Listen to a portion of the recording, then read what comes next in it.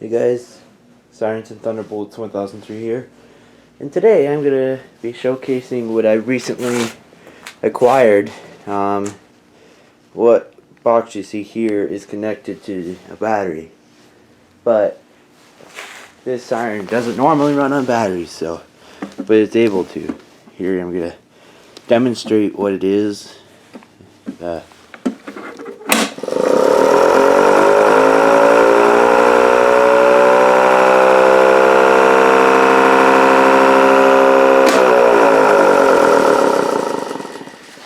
That's right, I have now a 1986 Federal Signal Canadian Model 2. I now have one of these in my ownership. I now own one of these, I guess is the words I'm looking for, but as you can see, the motor's on top. I will be getting more into a video of this, why differences later. But right now it's just showcasing it. So as you can see, it's got like a small little junction box that brings the field coil wires into this box, and then it connects to a wire here. You can see they cut a hole here in the disc to allow the conduit to go down. As you can see here, the field coils are in very good condition. Better than my Federal Enterprises Model 2. You can see the commutator bars there too. Might have had some fair use, but works very well. Here's the tag. There is the... Ooh, I'm getting a lot of notifications. Anyway. Right about there is the serial number, and you can see it says at the last 3 digits at the end says D86. Now that does lead me to believe that it's an 86 Model 2, but I don't know the month, if it's unless D stands for December or something like that. Anyway, it is a too far 10-minute off. Sorry, 10-minute on, 50 off. Duty cycle 12 amps, 6,000 RPM, AC DC, so it can do AC alternating current or direct current DC. And this one is a 240 volt one. And for interesting reasons, the Canadian Model 2 is called in the model tag anyway, is called a 2-3Z. So that's interesting. But yeah, this is my 2, and here is the cover for it right here. Here's alongside my 2 V8. See here? It's significantly smaller. Like about half that size, just about. Or actually just a little bit smaller. There's the tag 2. It's a square one. I'll get a picture of the tag. I'll get a picture of the date as well. So I acquired this from Niagara region, town of Lincoln. They had a system, pretty interesting system for fire sirens. So a couple of Model 5s, an STH-10, and at one point a 2V8 as well, but that one burned out and was replaced with a Canadian Model 2. So I don't know if it's the same one from that station, but the only Canadian Model 2 in that area is, I mean, as far as I know, is Vineland or Lincoln Fire Hall number 3. They had this on their old station in the 90s before they had to remove it, and because they were building a new fire hall.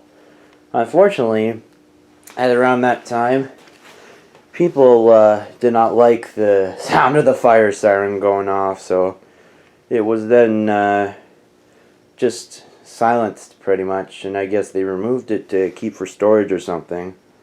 But anyways, yeah, this surfaced and was for sale, and I jumped at the opportunity.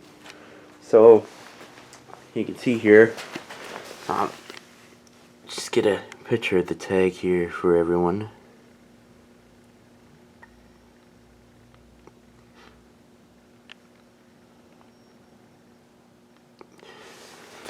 Now I believe 86 means the year, so I'm not good at knowing the dates and all for this stuff, but I'll show the housing now.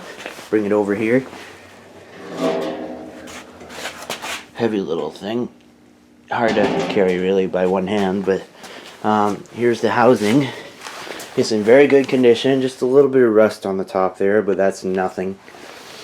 And there's the Federal Single Corporation logo there, the sticker.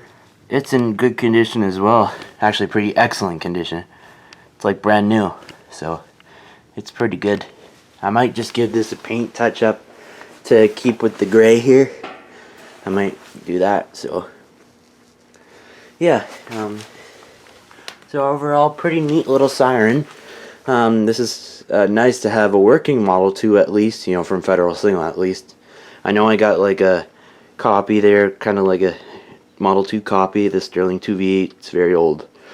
Maybe late 1930s to early 1940s, so that 2V8 is pretty good.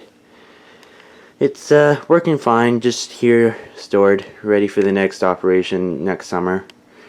You can see the timing board too. There's the disconnect, contactor, timer, and my decoder board there. I have to get a new USB sound card for the Raspberry Pi, but yeah. Yeah, anyways, I just wanted to showcase my new siren that I got.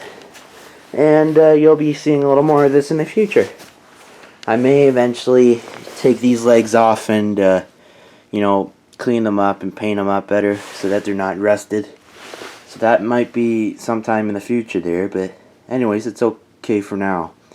So, here, I'll show you a little bit of the inside here. Hopefully there's some light. So I can see the, let me see if I can move it. You can see the chopper there. At one point here, it's got like a balancing screw for something. Yeah, there it is.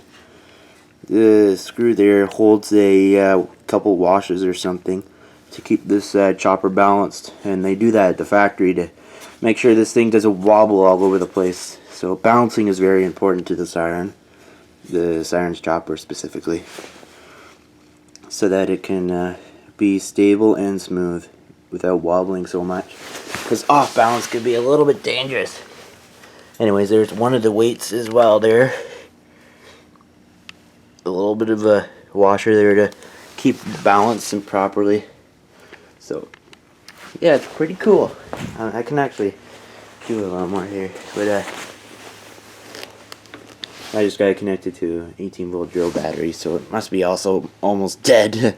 Anyways, as far as I've noticed, this siren on 120 volts even is like around 4 amps to be around. It does, when it's starting, you'll notice a high start current a little bit, so maybe a little more than 4.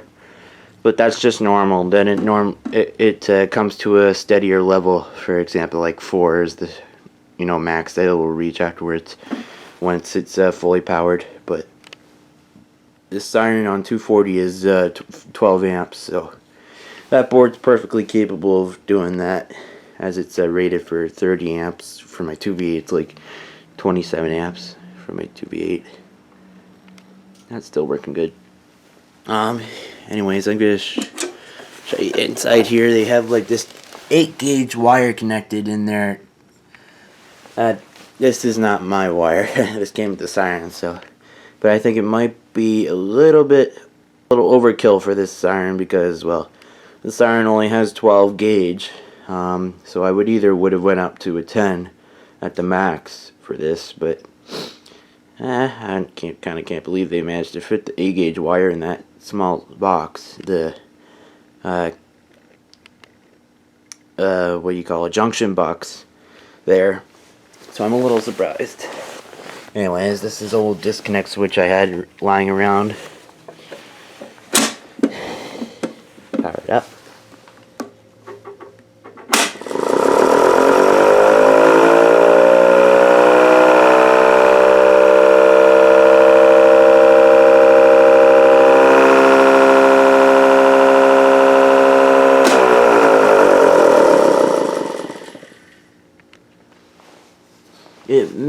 or may not need a bearing replacement. I'm not sure. But once I get it on 240 and give it a full run, it'll probably break in the bearings after sitting for a long time. So, and I will put out a video after this one about the differences between the two Model 2s I have. The Canadian version and the regular Model 2 version. So, yeah, anyways, that's about it for my show and tell here. Thanks for watching, and see you next time.